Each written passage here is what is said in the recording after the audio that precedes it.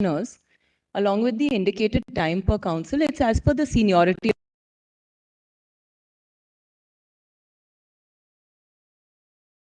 Justiciable. My lord, But just wanted to make one. No, I'm just 1 minute.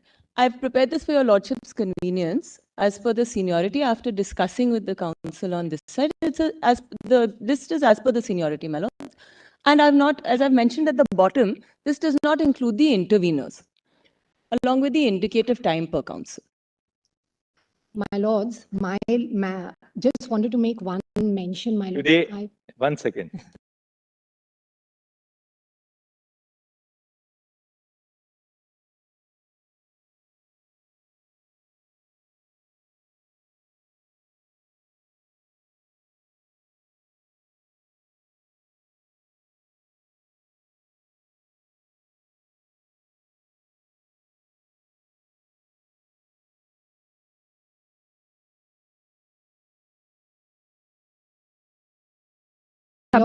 Today I wanted to make just 1 second. 1 second. We will, after Dr. Singhvi is done, we will hear Mr. Vishwanathan. But on this side, we have to complete the arguments today. We complete the wrap up the arguments of this side today.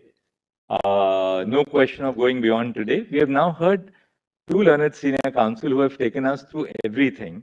Maybe a 3rd learned counsel on this side would also be arguing.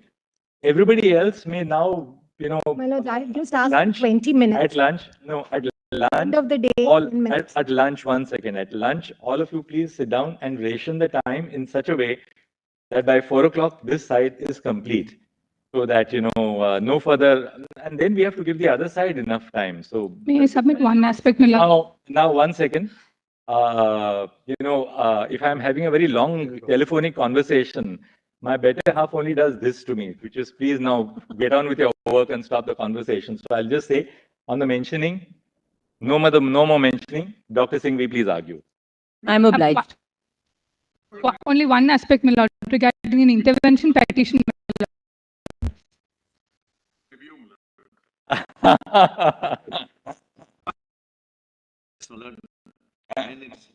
May I submit, my lord, with your lordship's intelligence, one aspect regarding the intervention application, my lord. I've moved an intervention application. I'm only seeking, my lord, less than... Ma'am, there'll be 150 interveners. Please don't mention because we have to hear everyone else on the intervention now. Because, my lord, certain theoretical aspects, my lord, of anomalies if we are not on other acts heard in just a little bit of fullness.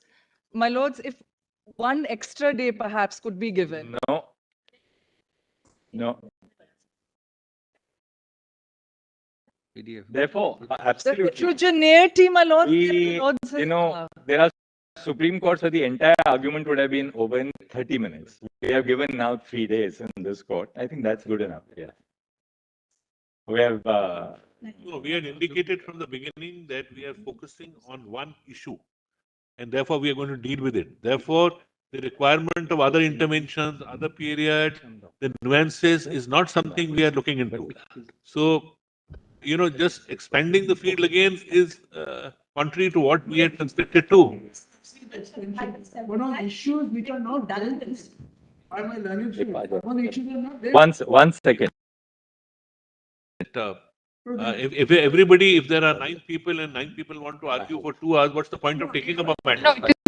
No, we are only seeking, my lord, a short time of... See, from 2 o'clock to 4 o'clock, you lordship may indicate the time. And everybody follows that time. Yes.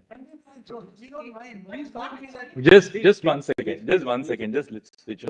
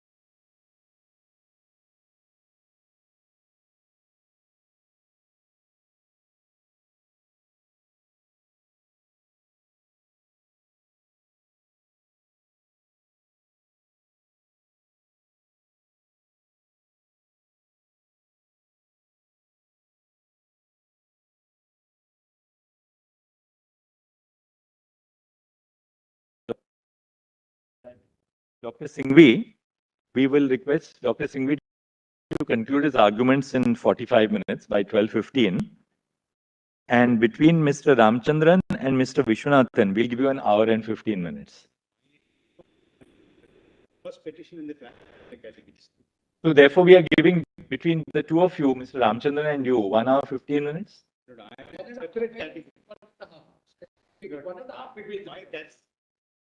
But why should one person get more time than the other? Because there's a diversity of views. That's why Lordship remembers. You know, Mr. Grover, at the end of it, you have to otherwise. No, I appreciate. What we were thinking was next week, Yes, my lords. we will sit on Monday, Tuesday, Wednesday, and Thursday. Yes. Right? Next week we will sit on Monday, Tuesday, Wednesday, and Thursday. So we'll take it as we did in the case of Ayodhya. We had no miscellaneous. We were working through the week. We are prepared to. So we must give them also time. We appreciate it. There are diversity of views on the same point. All I'm saying, don't ask us to argue for 1 hour, but everybody should get some time. Of Otherwise, and may I just honestly, just 1 minute. But then you can merrily go on in July. We have no problem because all of us are traveling in the vacation. Because, my lord, We'll take it in July. There's no difficulty. We issue as much. We may be accommodated, my lords, just on Monday, we'll be very grateful. I'll tell you why. Because after next week, this bench, Justice Call is traveling. My lord is not available after next week for a week.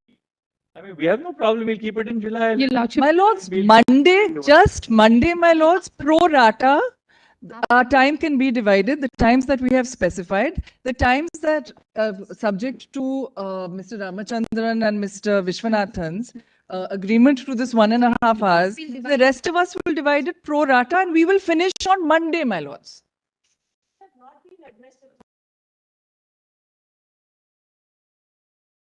in fact, Absolutely no problem, ma'am. Because Go until August. they- No problem. We'll go on till August.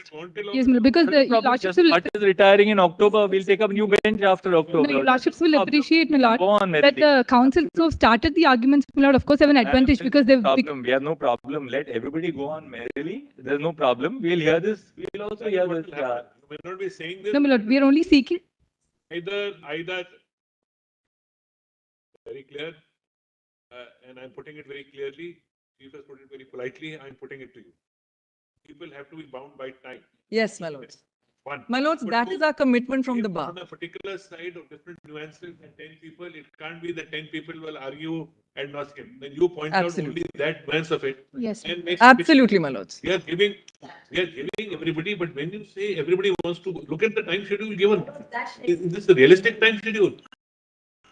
It was prepared in a different context, my lords. We'll cut it down pro rata. People also know this case has been taken up with some priority. We are trying to wind it up. You don't want to wind it up, then don't wind it up. My lords, Go on. we'll just take, yes, just 20 minutes. Nobody is averse to, giving 20 minutes. But when you say somebody needs 1 hour 45 minutes, somebody needs 1 hour 30 minutes. See, this estimate which you have given us is 16 hours. Correct. 16 hours of hearing.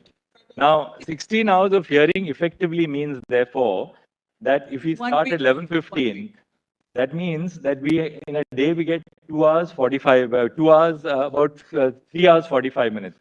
That is 4 complete days on one side. How can we do this? We've already. Time is cut down, my lords. Possible. If the time is cut down, then Take it this time 20 can be minutes. substantially decreased. Stick to We 20. appreciate what's following. Just see, Vrinda, your time period, which has been given, in this is 1 hour 15 minutes. We are not denying you that. We will not deny you that. Not deny you that. Certainly, we will not deny you that. But everybody must wind up in that 15-20 minutes, which you Yes. get. That's what we have. My lords. When it's being rationed out, it should be equipped for rationing out. Of course, we'll do that. Then why should one person get 3 hours and another 10 minutes? Because people who have no. But Mr. Grover, the person who opens, as you start, Mr. Grover, we know in every matter. Why this matter? Even in a regular civil appeal or criminal appeal, if there are 10 accused, then after the first person has argued, the others basically don't supplement some different, 20 minutes. some nuance, what is all. My lords. It can't be like this. It can't Grover, be. It can't be like this. After My the lords. first two finished, I think we've been taken through most of the things between Dr. Singhi and Mr. Mukul Roy. Now you are saying there are certain nuances which everybody wants to address. That nuances cannot be addressed as if you are beginning a new case and addressing. No, my lord. No, my lord. Of course. Absolutely not, my lords.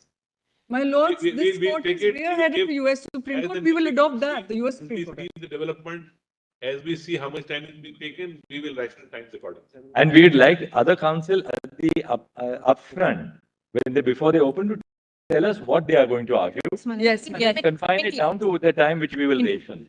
absolutely. Be We'll do limited. that. We'll all do that. My lords, there is an intervention You know, the other thing, application. I'm telling you another thing, and that Mr. Solicitor, Mr. Dwivedi, forget this issue and your arguments. If constitution benches really have to go on, you know, with 5 judges leaving their regular work, that's why Chief Justices before me have not constituted constitution benches, because you don't know the kind of pressure. Every evening I ask, what is the filing? How much is the disposal? We don't want to add to that's the real problem in our court. Yes. The inflow is so heavy. Unless we start rationing time, it's impossible to list constitution benches. Then your lordship will say that after Dr. Singh leaves, everybody is rationed out. We don't mind. that. My lords, 15, whatever your lordship wants. In the interest See, of time. may I just say one? Yes. All this oral hearing which is happening is meant to give some voice to the people. Correct. But our real work begins after, right? So don't be under the impression that if you don't get to address to your heart's content, we will not apply our mind. Our duty lies elsewhere. That once this is over, the whole court system is right now geared as though everything depends on what you say or what you don't say, which is not correct. Therefore, please keep that in mind. Restrain yourself to the extent possible and present the clearest picture without taking us through too many things. If you start referring, then we will be shuffling pages. Our focus will be there. You want to argue, you look at us, make your point. Somebody said US Supreme Court. Do that.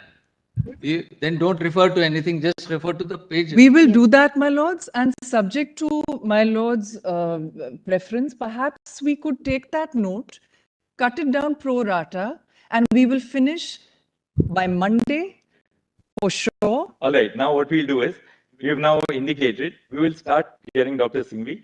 Dr. Singhvi, wrap up by 12. Your lordships are really please. keeping it on Monday.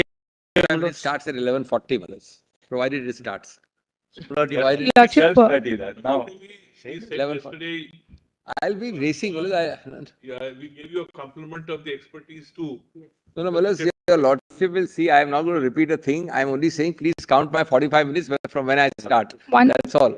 all right, Dr. Singhvi, we start now. Your time begins now. Yes, only one clarity. So Lord. turn to 142. So what is your lordship's direction? After this, yesterday we indicated we are going to hear Mr. Vishwanathan. Mr. Grover, you can argue after Mr. Vishwanathan. Mr. Raju Ramchandran after that for a bit. Then we hear. Coming after. You've given us the order. That's great. Yes. No. Your Lordship, Can I? one. All right. So after this, Mr. Ramchandran, then Mr. Vishwanathan, Geeta Luthra, Mr. Grover, Jaina Kothari, the order which you have given us in the. There was an initial list, my lord, which was circulated by the nodal council in which my name was included. And that seems to be, my lord, omitted from the revised list. I've communicated with the nodal council. I'm only seeking, my lord, a 10-minute Who are you time, appearing for? not more than that. Why are you appearing? In support of the petitioners, my lord. My lord, In support of the petitioners in the, What is the it? main guy. Whom?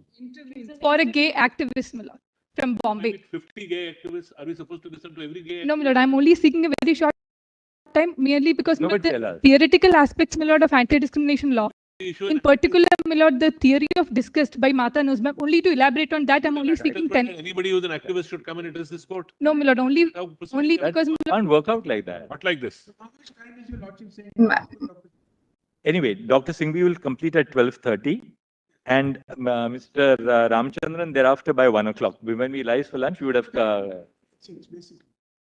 Start now. Grover, 1 second. We will take it and. Let's start now. By 1 o'clock, Okay. we would have completed with Dr. Singhvi and Mr. Ramchandran's argument. Now your lordship's I would PDF. request my lord only 10 minutes of time, my lord, because this court, my lord, is not Now tell us usually it does not I'll restrict tell you arguments of counsels. Look, That's we are why. also not ignorant. I've read Martha Nussbaum extensively, and I still continue to read Martha. After my day's deed is done in the court, this is what we sit down and read to get some sanity in our mind also at the end of the day. I'm For only Martha Nussbaum, you have to keep on interrupting by the minute over here that I'm appearing for a gay activist. I want to show you Martha Nussbaum. Of course, just give us a note. We'll read it. My lords, my That's a lords, matter I'm of also joy for hearing us to from one read. of It's the a matter of joy interveners. for us. Like Justice Bhatt PDF said, you know, 1180, Manas. I mean, My it's lords, difficult to tell you. I was factoring that, okay, now summer vacation is going to be on this judgment. We'll have enough time. There's not, the pressure of SLP is not there. We'll sit down. So give us a note on Martha Nussbaum. the written submissions are already there. Only to indicate, only to Point take your out, lordship just through point that. out. Only I'm seeking some time. That is after my the petitions lords, conclude, my lord. There won't be any repetition on from my side. Somebody will My then say, I lords- want to now point out Rosalind Dixon. Why just my Martha Nussbaum? lords, I Somebody will will say, seek I want to indulgence of point my out lords Bruce only for Ackerman. 2 minutes, my lords. All right, PDF we'll love to 11. hear it. I mean, I have this all of it threatening to fall on my head in the night. I've got such a pile of unread books. PDF page 1180. Let me rush Yeah. through. Chalo. Would your lordships continue PDF on page Monday 1180. also? Yeah, we'll start on Monday. My lord's prerogative, my lord, Monday is a working day. My lord, my lord, There's also working. no, my lord, it's admission day. My lord, there are several matters, my lord, which are already. All right, we'll see, solicitor. But let this start, my lord. On our side, your lordships may give us. Solicitor, have you ever seen us being unreasonable in the court? Then, just we have to put a little pressure on everybody so that Your lordship would not curtail us. But I'm confident about it. Your lordship has binary request. One request. Otherwise, we are one answerable request. to our not own to argue. conscience, solicitor. We are Your lordships never will would until be we guided. feel that we have heard the matter fully. We'll, Now, Malas, 1180 PDF. I'll just race through, Malas. just 1 second. What do you want us to open, Doctor? 1180, Malas, PDF, that compilation of last evening. 143 that we will. I'm grateful. 142 is over, 143 and 144 gets Malas, Volume. Baroness Hale over. Volume 2. Not President. Volume 4. Where is the volume 4 here? Yesterday evening, Baroness Hale, PDF 1180, para 143. Volume compilation 4. Volume 4, foreign judgments. Yes, it's actually open. It follows. Just a moment, please. 143 you were reading. Huh? Correct. That's where we stopped yesterday. Correct, please. May I read? Yes, please. Yes. It follows that a homosexual couple whose relationship is marriage-like in the same way that an unmarried heterosexual couple is marriage-like are indeed an analogous situation. Any difference in treatment is based upon their sexual orientation. It requires an objective justification if it is to comply with Article 14. Whatever the scope for a discretionary area of judgment in these cases may be. This is very beautifully put. It can be transplanted subject to my Lord discretion to this Indian Supreme Court, to our Article 14. Whatever the scope for a discretionary area of judgment in these cases may be, there has to be a legitimate aim before a difference in treatment can be justified. But what could be the legitimate aim of singling out heterosexual couples for more favorable treatment than homosexual couples? It cannot be the protection of the traditional family. The traditional family is not protected by granting people, which is denied to people who cannot or will not become a traditional family. What is really meant by the protection of the traditional family is the encouragement of people to form traditional families and the discouragement of people from forming others. There are many reasons why it might be legitimate to encourage people to marry and to discourage them from living together without marrying. These reasons might have justified the act in stopping short at marriage. Once it went beyond marriage to unmarried relationships, the aim would have been to encouraging one sort of unmarried relationship and discouraging another. The Act does distinguish between unmarried but marriage-like relationships and more transient liaisons. It is easy to see how that might pursue a legitimate aim, and easier still to see how it might justify singling out the survivor for preferential succession rights. But as Lord Justice Buxton said, it is difficult to see how heterosexuals will be encouraged to form and maintain such marriage-like relationships by the knowledge that the equivalent benefit is being denied to homosexuals.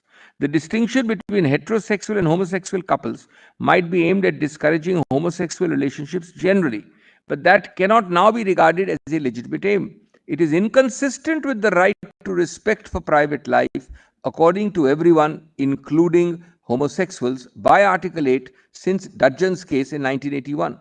If it is not legitimate to discourage homosexual relationships, it cannot be legitimate to discourage stable, committed, marriage-like homosexual relationships of the sort which qualify the survivor to succeed to the home. Society wants its intimate relationships, particularly but not only if there are children involved, to be stable, responsible, and secure. It is the transient, irresponsible, and insecure relationships which cause us so much concern. Last para to be read. I have used the term marriage-like to describe the sort of relationship which meets the statutory test of living together as husband and wife. As husband and wife. Once upon a time, it might have been difficult to apply those words to a same-sex relationship because both in law and in reality, the roles of the husband and wife were so different and those differences were defined by their genders. That is no longer the case. The law now differentiates between husband and wife in only a very few and unimportant respects. Husband and wives decide for themselves who will go out to work and who will do the homework and childcare. Mostly each does some of each. The roles are interchangeable. There is thus no difficulty in applying the term marriage-like to same-sex relationships. With the greatest respect, Dr. Singhvi, this was a case where the Act squarely applied to unmarried relationships. Yes. And the principle was that if you're unmarried, if the Act applies to unmarried relationships between heterosexuals, yes, there is no basis to exclude unmarried relationships among homosexuals. It is the second last formulation of the Lordship sentence which I am concerned about, that when you have a particular paradigm applying to a heterosexual group, your Lordship, absent something very special, will find it discriminatory not to apply it to others. Baroness Hale uses the expression marriage-like relationships. Yes. So these are not marital relationships, marriage-like relationships of heterosexual couples who are in a stable relationship, but who are not married. They said that therefore, if you are extending protection to heterosexual couples who are in a marriage-like relationship and therefore not married, there's no basis to deny it to homosexual couples who have a marriage-like relationship but who are not married. I'm grateful, Mulus. That's one. But Mulus, the language of the paras I've read yesterday and today maybe also very, very of extension. You're right. And your Lordship is not bound by these judgments. Your Lordship will find persuasive value to the extent your Lordship finds. Now I turn to that article, Mulus, which according to me is one of the most well-written articles on interpretation. On reading down, reading up, what your Lordship which is that article now? treaty compliant, or in our case, constitution compliant reading. Constitution compliant reading. Kindly hand over. It's better to use the hard copy. I'll read only 3 sections, a few pages of it. Kindly hand over. Oh, okay. Sorry, I was just.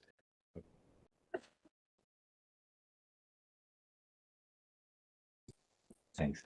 We also emailed you, but this is better and quicker. The Lordship may mark this. That judgment is done? That is done. That is over. Now,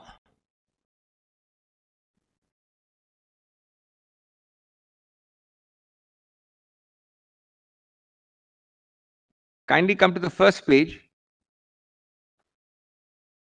What is the year of this? What is the year of this publication? Don't do multiple things. Focus. Year. Just come to the first para, your Lordship will ignore. I mean, it's about UK and New Zealand. Second para on the first page. On the first, I'll be making your Lordship mark only some portions. It's rather well put, and it is triggered by, that's the reason I'm citing it. The key question for the courts in applying such directions is how to determine when it is or it is not possible to ascribe a rights-consistent meaning to the legislation. Although a definitive answer to that question has proved unsurprisingly elusive, a shared assumption to date has been that the line that is being drawn, this is the point for us, line that is being drawn between interpretation on the one hand and legislation on the other. The task assumed by the courts is to search for an interpretation of the relevant statutory provision that would bring it into conformity with human rights standards. Now come to page 2, Malas. Beyond the margins of interpretation, however, lies the constitutionally impermissible territory of judicial legislation. And that's your Lordship's equation. The next parameter, given this characterization as essentially interpretive, it is perhaps unsurprising that I'll skip the New Zealand specific para, come to the third para. In the United Kingdom, however, and this is important, a new model now seems to be emerging. In a series of cases, culminating in the decision of the House of Lords in Ghedan, I just read it, the United Kingdom courts have cast doubt over the centrality of statutory language to the determination of whether a rights-compatible reading of legislation is possible in the right of the Human Rights Treaty. The text is not, the law lords have said, determinative. The text is not determinative.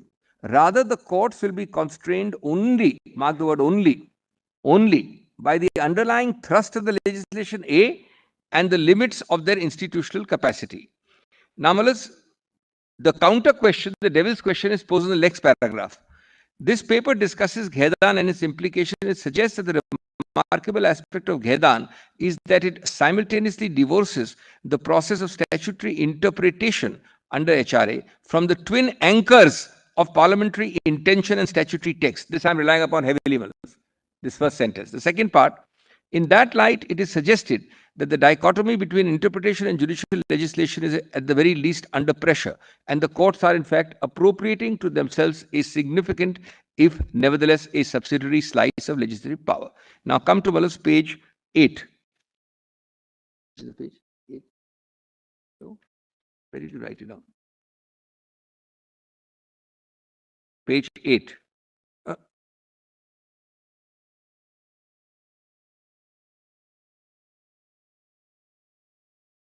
Of the four law lords in the majority,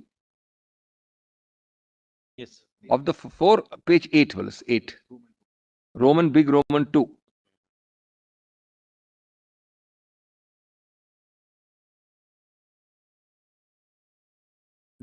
Of the four law lords in the majority, the names are given. All but the last delivered a separate opinion on the correct methodology under 3.1. There was, however, substantial agreement on these essential principles. Then the key issue, separating the sheep from the goats. Their lordships identified the key issue under 3.1 as being how to determine the limits of what is possible.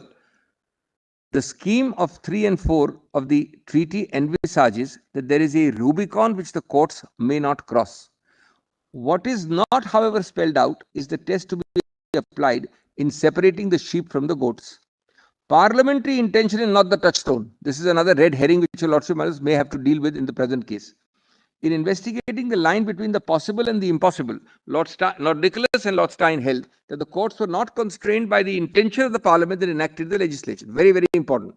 Lord Nichols distinguished the required approach in this respect with the orthodox approach to standard statutory interpretation, which involves seeking the intention reasonably to be attributed to Parliament in using the language in question. In contrast, Section 3 may require a departure from that parliamentary intention. The key question being how far and in what circumstances. This is because there is another and countervailing parliamentary intention which needs to be given full weight. Namely, the intention reasonably to be attributed to Parliament in enacting 3. So it's an objective test being brought in. Objective. Now, nor is the statute. Second thing which is not determinative is statutory text. And it is quite interesting and astonishing, though now in a constitutional context, American English courts are saying this. When we were brought up, it would be sacrilege to suggest this to an English court. Remarkably, their lordships held that the language of the statutory provision at issue is not the touchstone in deciding which it is not possible under 3.1.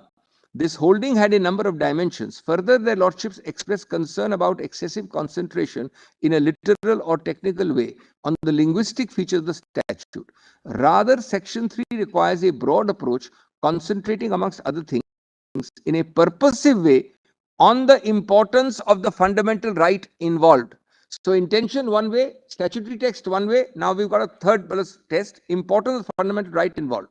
Secondly, their lordships stressed that the proposition that ambiguity in the statutory language is not a prerequisite to the operation of 3.1.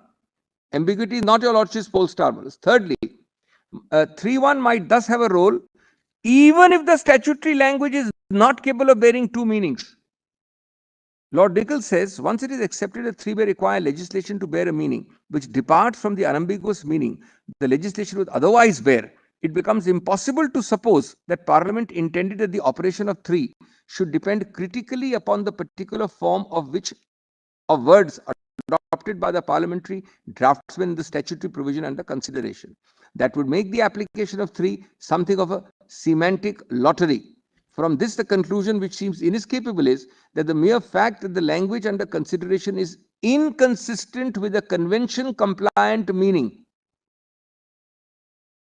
does not of itself make a convention-compliant interpretation under 3 possible. So this is impossible, I'm sorry, impossible. So your lordship's ultimate guide star is intention, no. Text, no. Parliamentary, well as overall purposive theological, no. But the ability to achieve a convention-compliant result. A convention-compliant result. Next page, Willis, at page 10, I'll just read the quotation. Fourthly, their lordships considered that 3.1 empowers the court, if necessary, to change the meaning of the legislation. This is actually the heart, the legal heart of this case is this, well, interpretation, how to look at these sections. 3 enables language to be interpreted restrictively or expansively, but 3 goes further than this. It is also apt to require a court to read in words which change the meaning of the enacted legislation so as to make it convention compliant. It is apt to require the courts to read in words which change the meaning of this enacted legislation so as to make it convention compliant. In other words, the intention of Parliament in enacting 3 was that to an extent bounded only by what is possible, a court can modify the meaning and hence the effect of both primary and secondary legislation. Their lordship's view is not the touchstone in determining whether a convention compliant reading of legislation is possible begs the question, if not the words, then what? How then is one to sort the sheep from the goats? Their lordships identified 2 overlapping limits. So now he's answering the question, how do you separate the sheep and the goats? What is possible under 3.1? This is the first test, fellows. General thrust of the legislation. Second is court's institutional capacity, which is defined later on, coming out later. As to the first, their lordships held, 3.1 does not authorize the courts to adopt a meaning that is inconsistent with what they variously described as fundamental feature of legislation, underlying thrust of legislation, grain of legislation. Each of the footnotes gives the lordship the para. A cardinal principle of legislation, the very core and essence, the pith and substance of the measure. Well, to take a 5-second aside, it is a kind of a basic features intra-legislation. Basic structure doctrine, intra-legislation. Right. These are well as interesting developments. The lordship is... The tenor and the provision of the law. Exactly. That internal, does it make intra-lens? It has to be intra. It can't confine it to... Correct. Wow. This notion that the courts cannot turn, page 11, top. This notion that the courts cannot turn the scheme of the legislation inside out overlaps with the second point, which is that the courts cannot make decisions for which they are not institutionally equipped. Now, what is the meaning of this? Some cases that lordships held call out for legislative deliberation. So, if it's a case where a lordship finds the whole script has to be written, it has to go to the legislature. This might be the case, for example, if the exercise of making the legislation convention compliant would involve the substitution of a detailed statutory scheme. It's a very fair test, fellows, very fair test. Or if a policy choice needs to be made between different methods for achieving convention compliance, or if the decision would have far-reaching practical repercussions, the courts are not well equipped to evaluate. This has to go case by case, fellows, to your lordship's ultimate decision. Now come to 13, page 13, 1.3.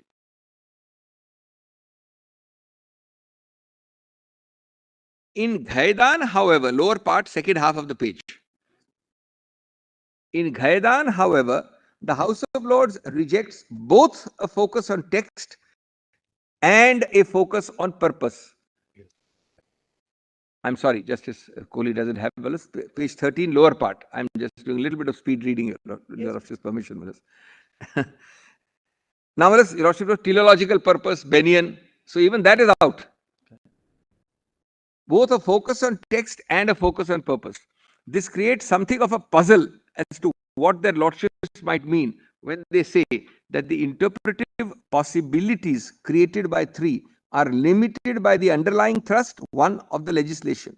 Considered in isolation, that proposition might sound a restatement of the modern purposive approach to statutory interpretation. The purposive approach has, however, been explicitly rejected by their lordships. The intention of Parliament in enacting the relevant legislation must, they said, give way to the intention of Parliament in enacting. That the underlying thrust approach is not consonant with the purposive approach is manifestly evident from their lordships' analysis of the statutory scheme, page 14, top colors, at issue in Ghaidan itself. Lord Nichols postulated that the social policy underlying the extension of security of tenure in 1988 to survivors of de facto opposite-sex relationships was equally applicable to survivors of de facto same-sex relationships.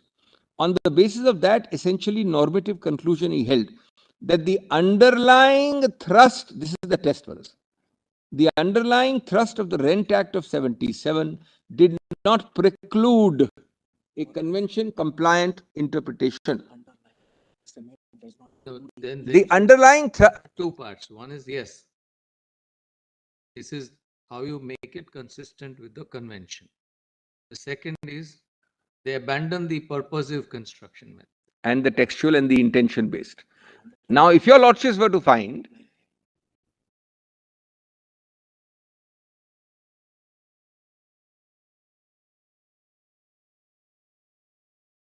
Was it? Diametrically. well, if there's a prohibition, I would say, in fairness, the answer would be no.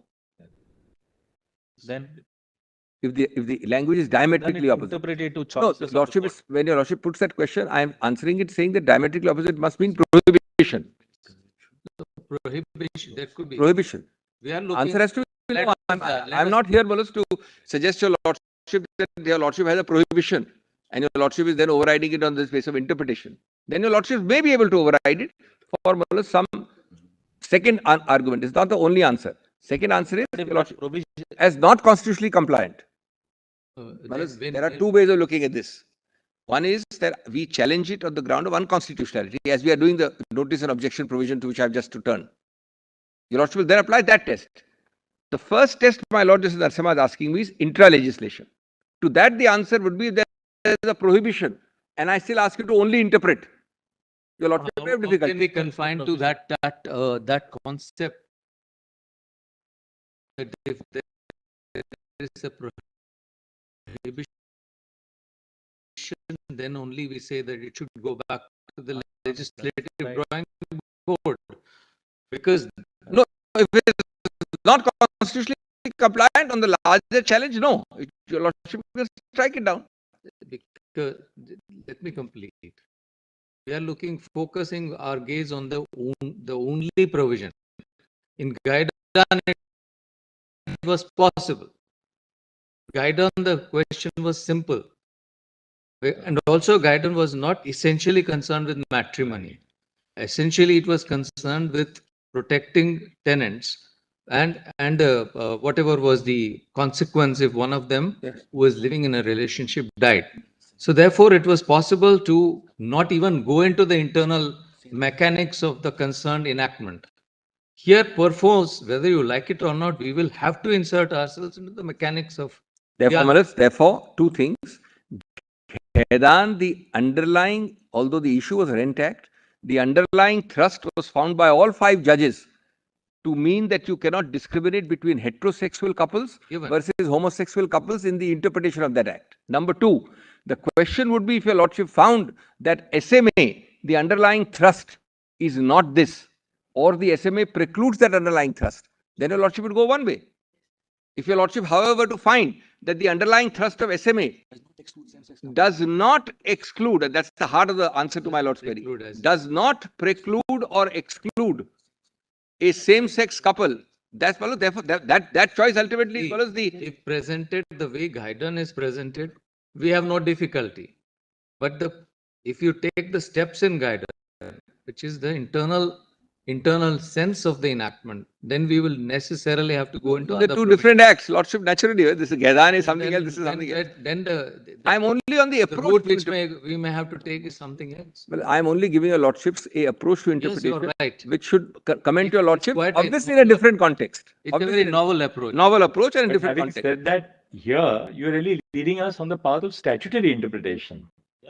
That's true. Statutory interpretation, not based on text, not based on intention, Go beyond. not based on original intention, not based on purposive teleological So interpretation. you're really asking us to read into the statute the expression spouses for really man and woman. So And does the therefore- underlying thrust of SMA exclude your Lordship's reading or insertion or understanding of that construct? Is the Because case. your principal premise is that when the legislation was enacted in 1954, Yes. the object of the legislation was to provide a form of matrimony for people who are not falling back on their personal law of marriage. Absolutely, absolutely. Right? And not, Special categories.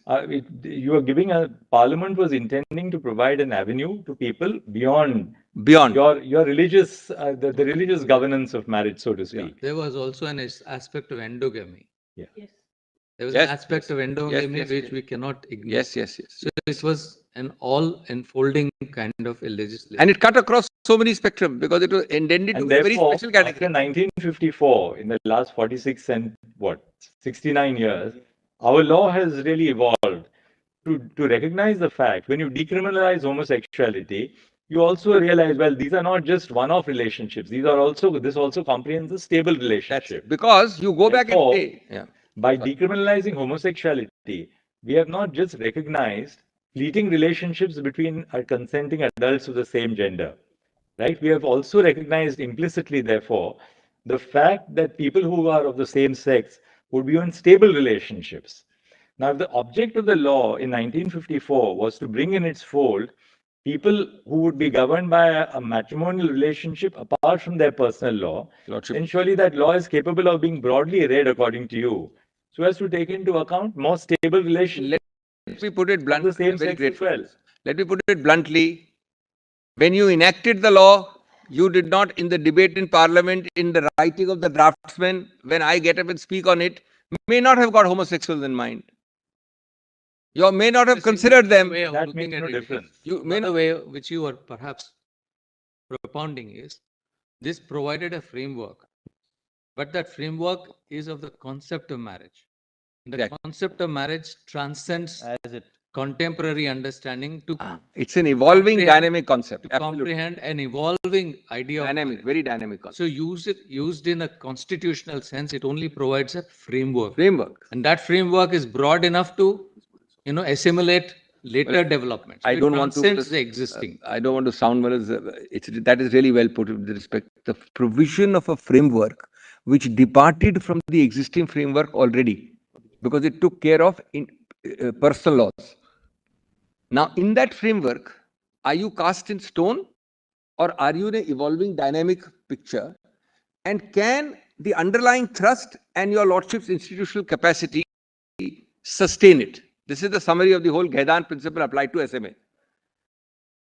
And from the perspective of institutional capacity, we have to ask ourselves whether we would be doing something which would be fundamentally contrary to the scheme of the statute. You also have to make a new statutory scheme. Yeah, exactly. Would the New court be statutory rewriting the entirety of the statute? Would the court really be making policy choices which is for the legislature to make? So long as we don't straddle that line which divides policy from the judicial process, you're still within the fold of it. I'm very grateful, which is why they have put this second test. The But first test equally, was I enough. think the impact of Put a Gaidan line. is to liberate the court Yes. from the very, very traditional approach Yes. of looking at everything as a matter of statutory interpretation. Therefore, purposive interpretation also falls back on interpretation of that statute in the language of that statute. That is important, Malas. That teleological and purposive also, which is supposed to be an advance, falls back. I'll play a little bit of a spoiler.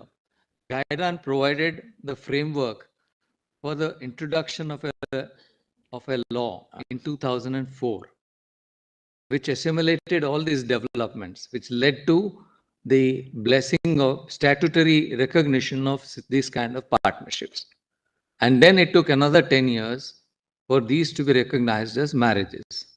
So that too is an aspect which we will have to keep somewhere in mind. Absolutely. But your lordship, that's the difference. It's a holistic thing your lordship keeps in mind. Ultimately, the feel of the case is only your lordship will, that is, nobody can be identical. Nobody's saying Because it. I'm sure if you go to Gaidan and if you follow it up, there could be other cases which have followed Now, that. so I've now time, given my time. I've done this. Dr. Singhvi, I think, I mean, looking at India constitutionally and socially as well, Yes, we have already reached the intermediate stage, right? The intermediate stage postulates that by decriminalizing homosexuality, your very act of decriminalizing homosexuality does contemplate that therefore people who belong to the same sex would be in stable marriage-like relationships. Marriage-like is the operative word. Right, marriage-like relationships. Live together. Because the moment we have said that it's no longer an offense under Section 377, therefore we necessarily contemplate that you could have a stable marriage-like relationship between two persons who do not treat these as chance encounters, but as something more than that, not just a physical relationship, but something more of a stable emotional relationship, right? Societal. Which now is an incident of our constitutional interpretation. Once we have made that, we have crossed that bridge, then the next question is as to whether our statute can therefore recognize not just marriage-like relationships, but relationships in the relationship On the contrary, marriage. I started by saying it's a logical move in the same direction. It is, in fact, little done, vast undone. Your lordship is now getting to cover that territory, because to merely decriminalize is one category. Otherwise, it does, in an actual daily sense, remain a shell. Requires us to redefine perhaps the evolving notion of marriage, because is the existence of two spouses who belong to a binary gender necessary, or the requirement for a relationship of marriage?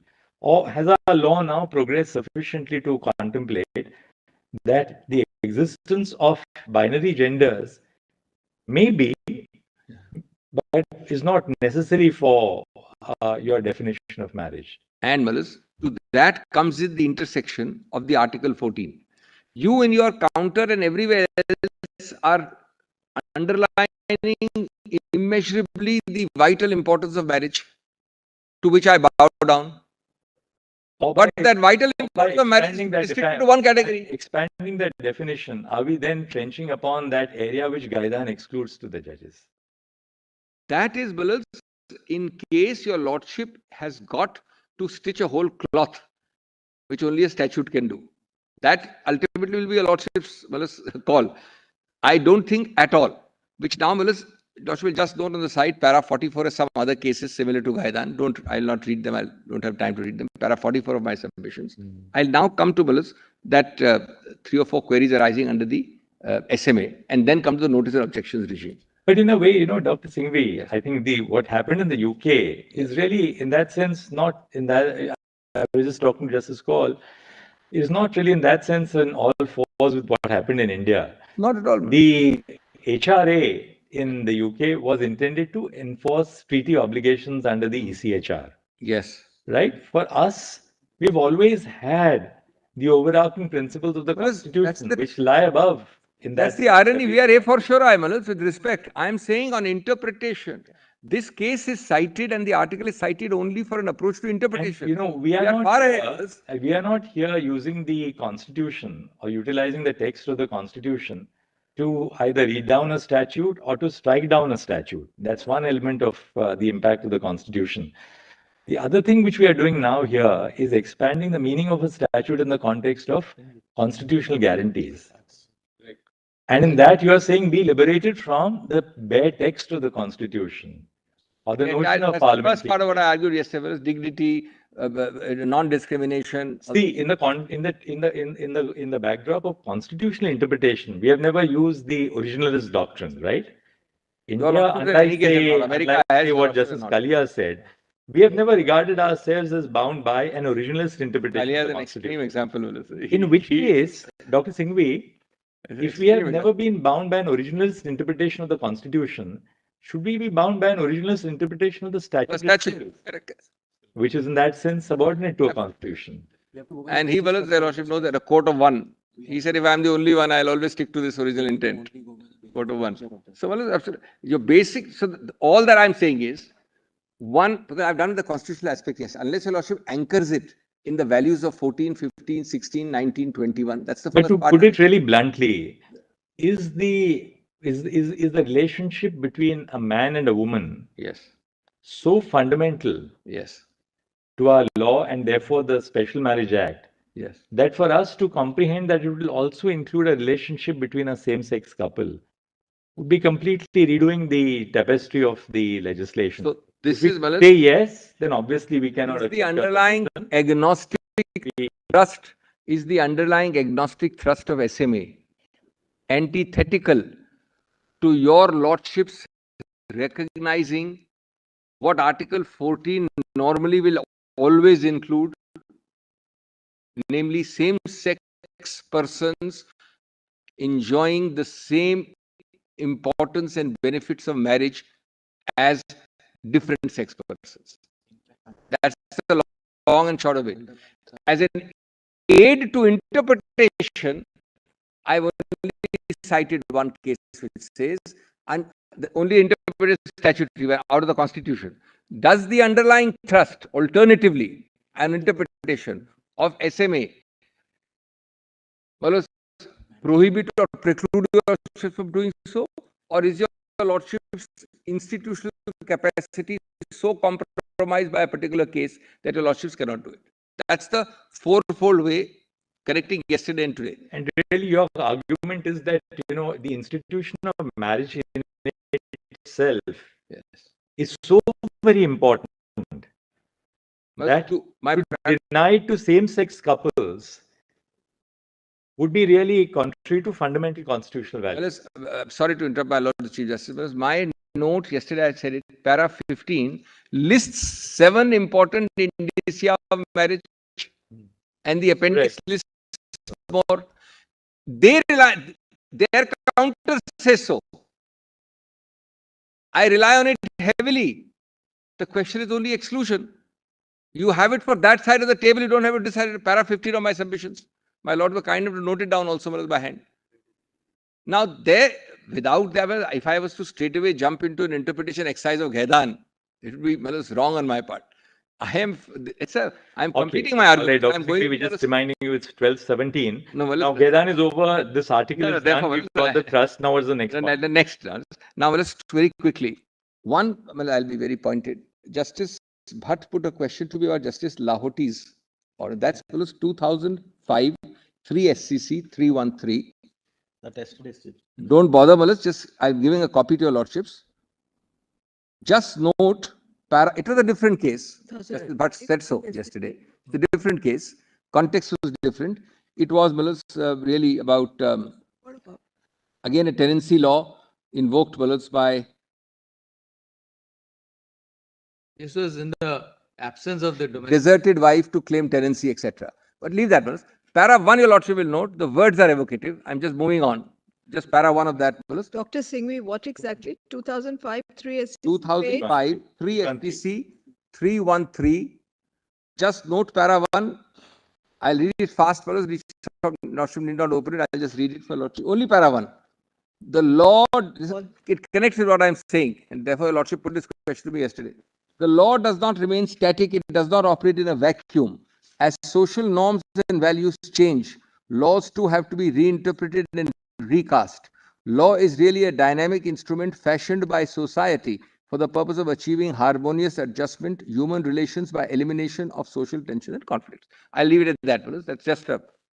The second thing, Malas, my Lord Justice Bhatt put to me. My Lord, remember that passage, so I've traced it out. That's only. Secondly, my Lords put to me,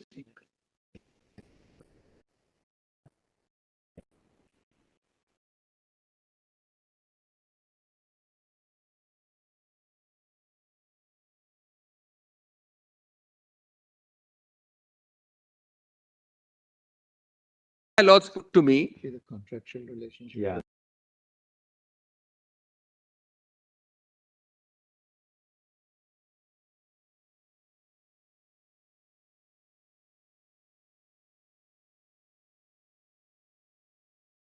This is our Gaidan moment in a different right. context. Our Gaidan. this is a kind of a Gaidan. I mean, it's a little, your Lordship is right. That's a tenancy case.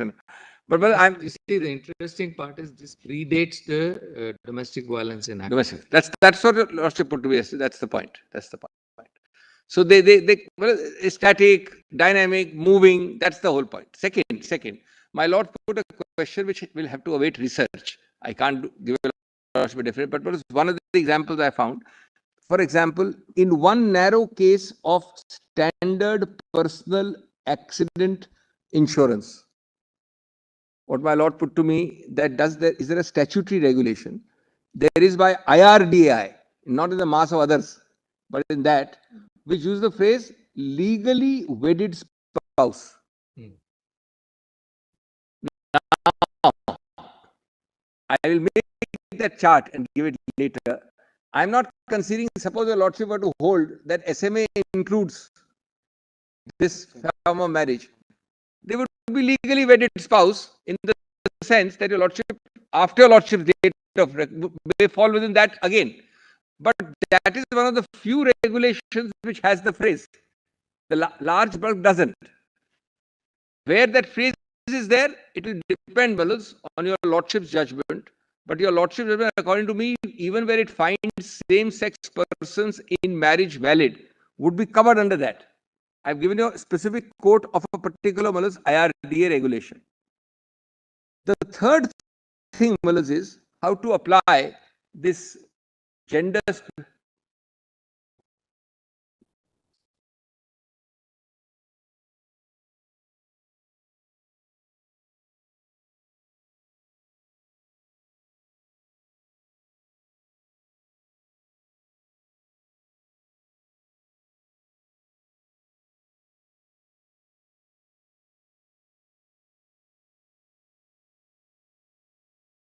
The third thing is, just note in bullets, fellas, the answer on this. This is important. Your Lordship has one situation about 2B and the first schedule of the Act. Answer: both parts of both schedules will have to apply to Malaz non-heterosexual couples.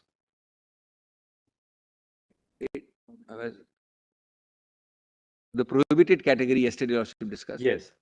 Two parts, both parts of both schedules will have to apply to non-heterosexual.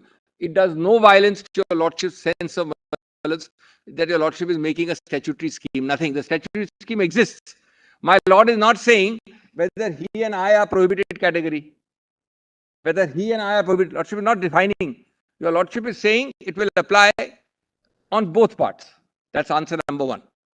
No violence to the underlying class. Can you say that again? Can you say that? Repeat that. Yes. The two schedules in question for the issue of prohibited degrees of relationship will apply, both of them simultaneously, to all non-heterosexual couples.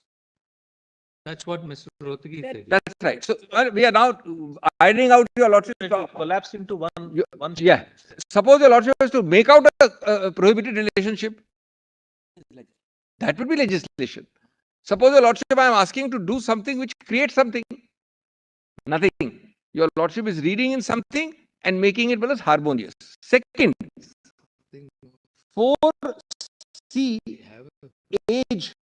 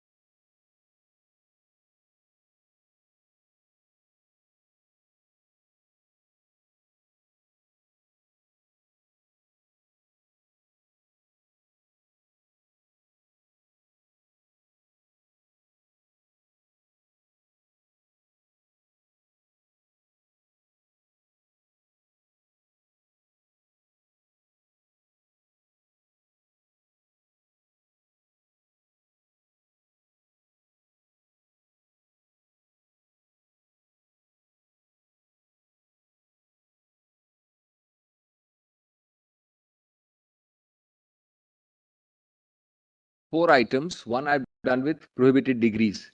Second is age. There are the 4 questions here as well. Age, the simple and the correct solution is well, that whichever of the same sex couple is involved, that age will apply. Sorry? First is prohibited degree. I That's mean, both. Second is well, age.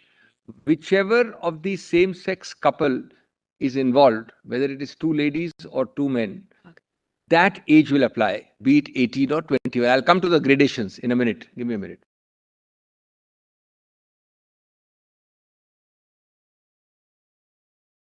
Without having any stitching to be done on a legislative cloth. Third, now the question may arise, what about trans categories? The trans categories, my your Lordship will hear other people are there. My own humble submission would be, in 99% trans categories, your Lordship is able to slot the person as per the gender which he or she professes, says belongs to, claims, etc. Because a trans means a man's body but inclined to be a woman, or vice versa. So if your Lordship were to then follow that slotting, and if the person is a man, otherwise biologically in say leaning towards the feminine side, then the age of the feminine will apply, or the age of the male will apply, vice versa. The fourth point here is, the fourth point is that your Lordships will keep in mind that I am focusing on what is all these petitioners, they are focusing on the discriminatory parts of the provisions. We are not challenging every provision or interpreting every provision. We are challenging the discriminatory portions of the gendered provisions. Gender provisions which are, so we are not concerned with every provision. And certainly the government of India is not challenging any provision.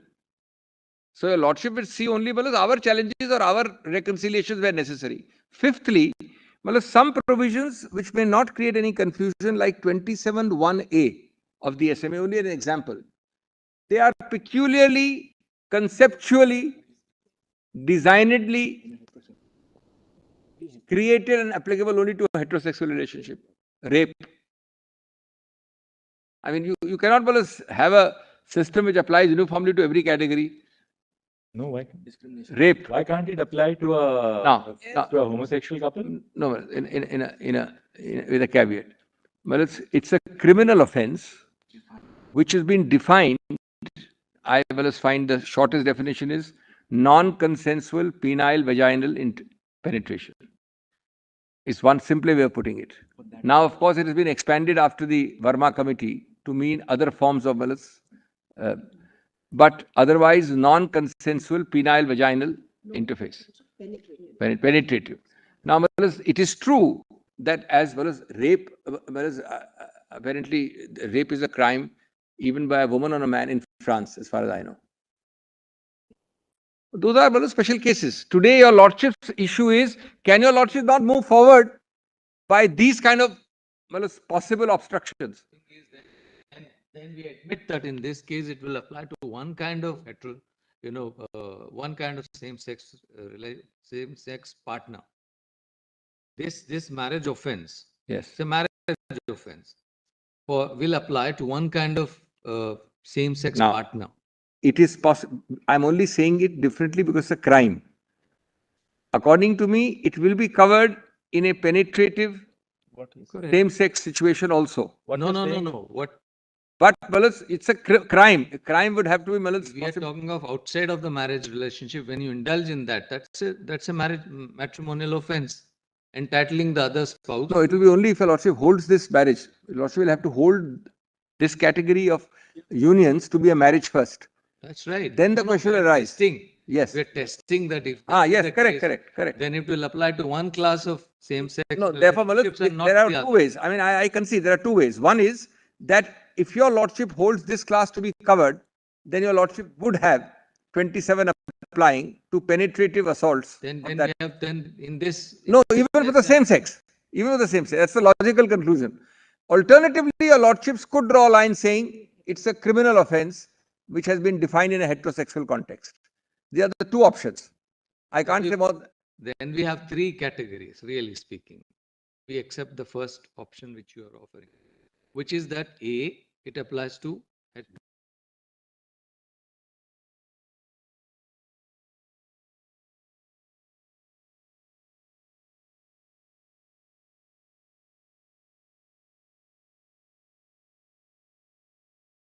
male. If it otherwise satisfies the definition. But it will not apply. So there are three meanings to the same enactment.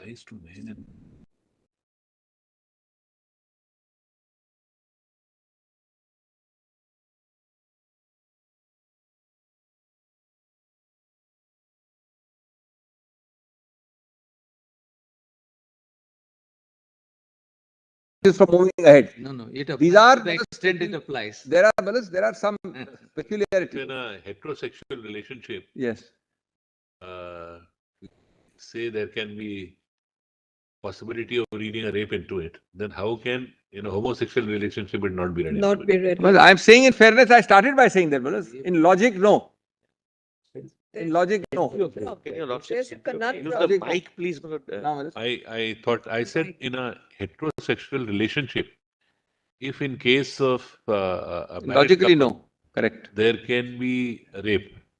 Then how is it possible that we don't have a scenario where in a homosexual relationship, the same principle will apply? The same principle. So, Malas, if your lordships were to, Malas, apply the definition of non-consensual penetrative sex, Malas, then it would apply. Logically, that's the correct answer. With great respect. That's the little trouble of seeing how we get into different sections, how we get into different laws, Right. how we get into it. So the debate would be whether we stop just short of saying, you are saying it may be empty shell, but should we stop short? I'm just thinking about No, Malas, of may I answer it? May I answer? just saying that this is under this act, such a marriage is possible and registered. Thereafter, there may be many nuances which will arise. No, there's. Can we take care of all future eventualities? No, Malas, there is one flip side to it. There is one flip side to it. Malas, there's a flip side to it. I'm sorry, I'm not completed yet. Malas, this is important. I'm not completed. Malas, marital rape is not recognized yet in this country. That's right. Marital rape, that's the fourth one. It's an issue pending. That's the issue pending. Today, the law is not marital rape, Malas. No. Therefore, once your lordships were to read marriage, People who are wanting us to move in that direction also. There are wanting matters us to move in a pending. different direction. that's a different, Malas. Not No, matters that's a different debate. Marital rape too. Today, as of today, rape, there is, Malas, it's not a recognized crime within marriage. It's maybe a ground for divorce or some cruelty. Cruelty is a better way of putting it, but now my point is different. My point is different, Malas. Karnataka High Court judgment. That's an outlier in the sense that your lordship is still debated. It's not a law of the land. This has not taken a view on You view it. it. But I'm on a different point. If your lordships, this bench were to recognize the issue we are canvassing, within the marriage which your lordship recognizes between same-sex persons under SMA, your lordship would be recognizing Malas, marriage within this act. All I said was that whatever flows from a relationship, a law which will evolve on a heterosexual relationship would equally apply to a homosexual relationship. That's the point I was trying to make. Very well. I leave it at that. Dr. Singhvi, the other would be, and we are open to it, we are only putting a question, would we like to go that step further to go into these nitty-gritties? Because there are several shades on the palette. No, but this is important. The first four answer is yes, your lordships can easily iron out. Now, my point is, I am not raising them. These are, I am answering, put your lordship as an insuperable obstacle.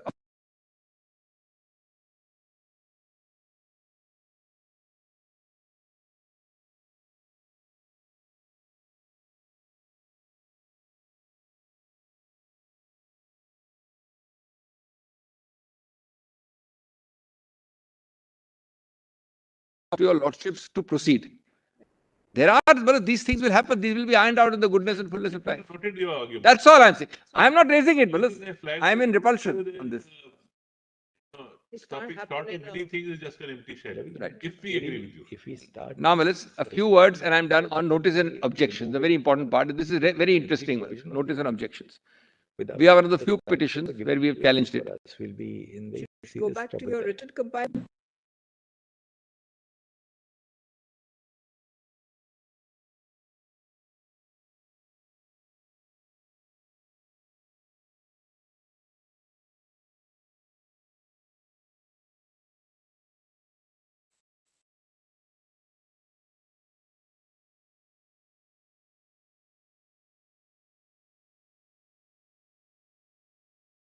Objections regime.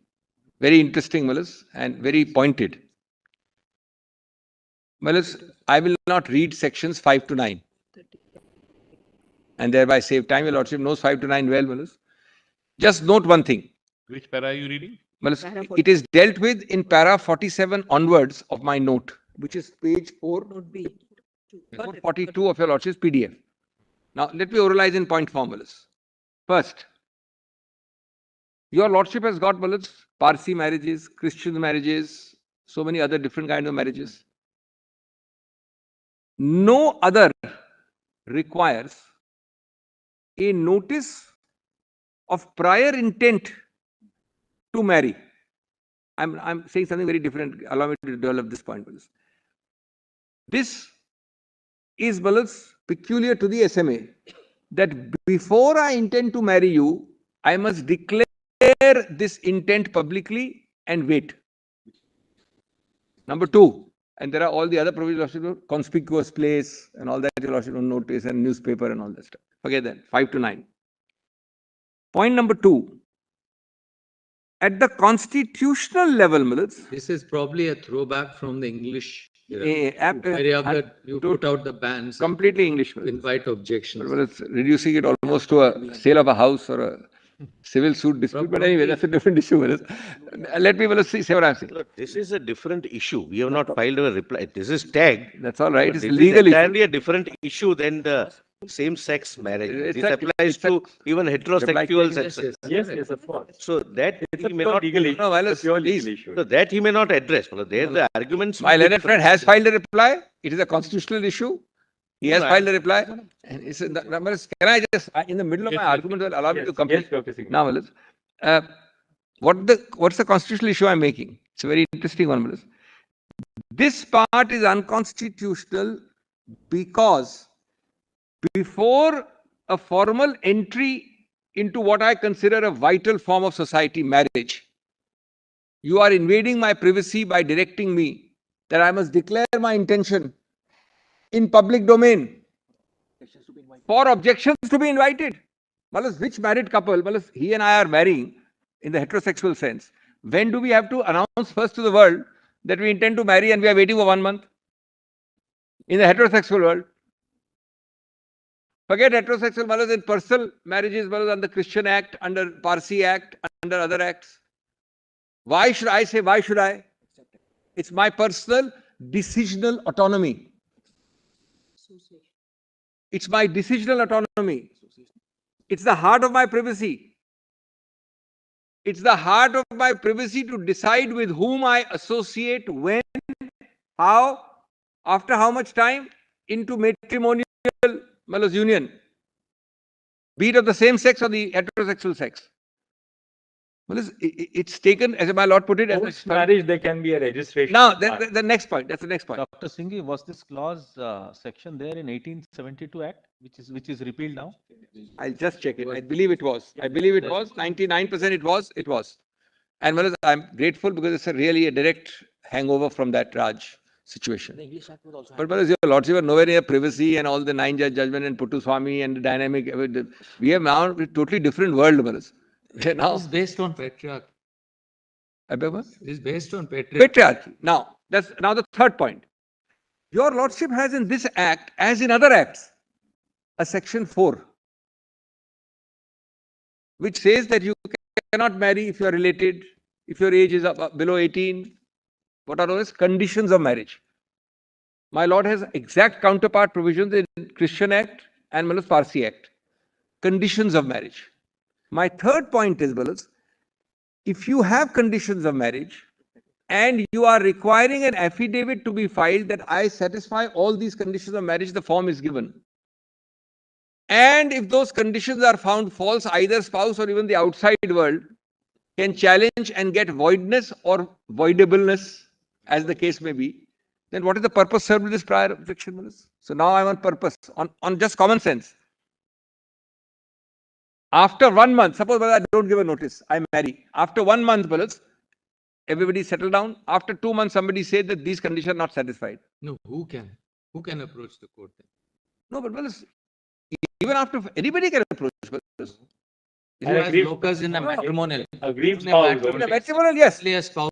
Only a Not be a spouse. third party. Like bigger. Correct, spouse. Like No, but I'm saying, if there is a fraud, of a gigantic nature, today, my lord is right. For variety of things, only the spouse can. These are matrimonial, aberrations or offences which only the spouse is entitled. Now, the point is, that's correct, that's correct. That's correct. Absolutely. That's correct. Now, my point is, I'm at the moment, what are you serving by this 5 to 9? Now comes the fourth point. I'll tell Lordship what you are serving. In actual practice, in reality, even in heterosexual marriages. Now let us forget same-sex persons. That's the fourth aspect. I have shown that this should be unconstitutional. It serves no purpose. But what is the purpose it is serving for the last several decades? It is serving, the word your Lordship, one of your Lordship just now used, patriarchy. Patriarchy includes patriarchy also. It was created at a time when women did not have agency. Patriarchy includes matriarchy also. There are some agonizing Women cases. never had agency. Women did not have agency when these laws and these... This is an invitation to disaster and violence. It's an invitation, come. And if the object was to protect my spouse, has no problem, but you please come on their personal law, yes, then by requiring, you're virtually laying them open to invasion by society, by collectors and district magistrates and superintendents of police. My spouse can challenge me anytime, but no, you please from the outside come here, your Khap Panchayat will come here, somebody will come in different form, is gunning for you. That is not possible. What is the point of all this? In the High Court, the Lordship have sat here and there, must have handled enough habeas corpus matters, coming to your Lordships. Why do they come? I think in one of the cases, I remember having said that this cannot be given. It will destroy the entire purpose of marriage. We have the case in our written submission, we'll point this. Then, the other aspect it hits is choice. Individual decisional autonomy, privacy, individual dignity. This can all be put together. These are all constitutional core values. Of course.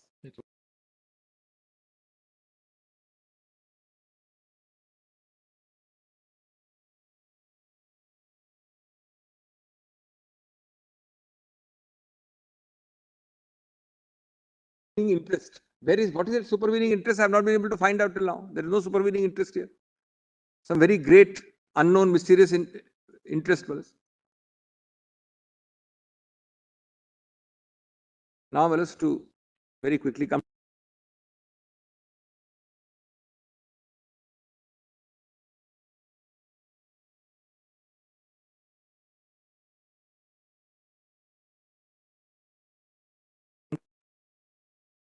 Some of it has been also read.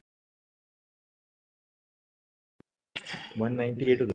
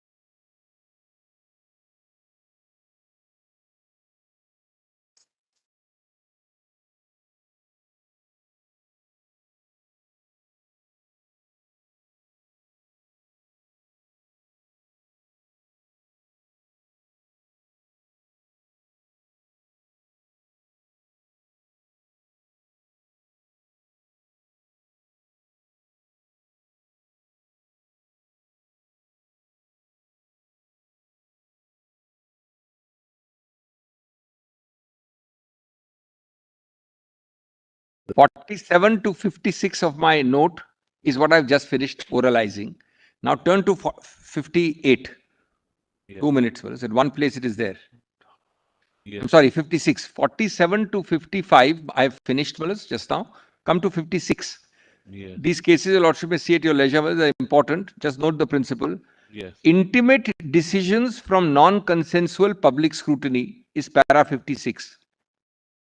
I hope my lords have got it. Yes. And in particular, marriage is dealt with by Your Lordship Puttuswamy in that para given there. I've given all the paras 271, 297 specifically.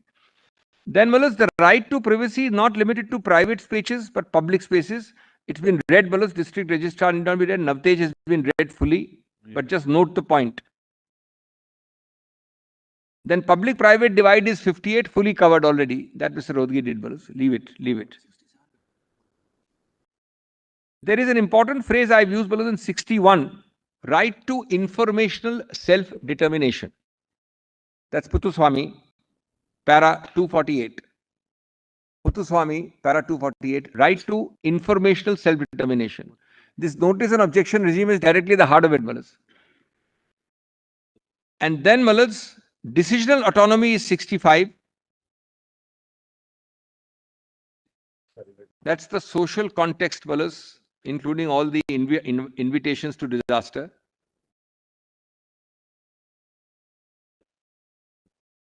Well, 67 is an important legal principle of proportionality.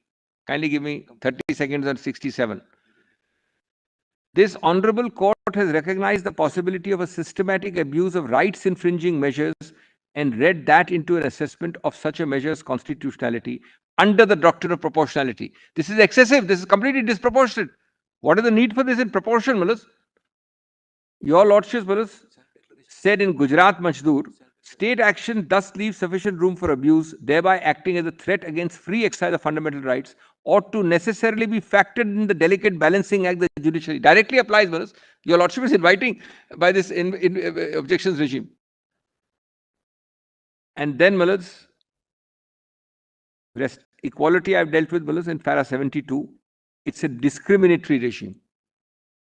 Discriminatory because only if you choose the SMA, and if your Lordship were to strike it down, please don't misunderstand, it's not to be struck down for same sex only, it's to be struck down per se for heterosexual and non-heterosexual. It is the only act. Personal law acts don't have it. This is a direct Article 14, And I have given in para 80 a rather pithy summary of proportionality. 5-pronged test, my lord remembers.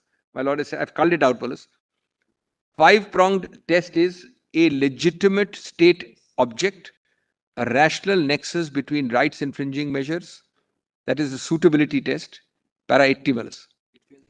The rights measure should be least restrictive, that is the necessity test. Proportionality stricto sensu, that is balance between the extent and severity of the infringement and the object the state seeks to achieve, and sufficient safeguards against abuse. It stops at B itself. If you add C, D, E, it is completely violative. In my last week's judgment in Media One, I've sort of developed on the proportionality doctrine, which Justice CHEQUE evolved in modern day. Modern proportionality. And in Media One, we have tried to sort of further fine-tune it. Least intrusive. Well, as I am done, I'm very grateful. One page at the end of some stirring words, which your Lordship may or may not want to use. Just give it over. This is really the heart of this matter. Ultimately, it's a larger matter than merely provisions. Is this correctly typed? Well, as I've given it in a bit of a hurry, with some, I hope there are some typos. Just see these 4 quotations very quickly. One is this one. No, ये तो नहीं है ना. Have you given it there? Yeah. Well, you Lordship will leave aside the top, what we are seeking. Just leave aside the top. Come to the quotations. Try to add without asking me. Well, Oberfell and Hodges, it would misunderstand these men and women to say they disrespect the idea of marriage. Their plea is that they do respect it so deeply that they seek to find its fulfillment for themselves. These are the category like us who has said that why should you be entitled to marriage?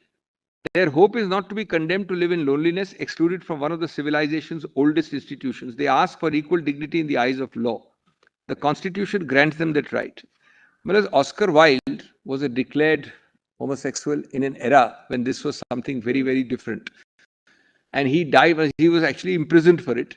He fell seriously ill and then he came out and he died. He put this, fellows, an alien tears will fill for him pity's long broken urn. For his mourners will be outcast men, and outcasts always mourn. He was talking in the context of men, Malas. And then, Malas, this is lastly, I have filed these cases. There is a case called Fitzpatrick. Yes. The House of Lords is, Malas, the final order. The dissent is what I have quoted in the Court of Appeal. This dissent was approved by the House of Lords in a reversal. I have come to a clear conclusion. Thank you, Dr. Singhvi. I'm very deeply obliged. I'm very deeply, deeply obliged. Filed a suit for defamation and lost on this ground. Yes. Just 1 second. Sorry, I'm very deeply obliged.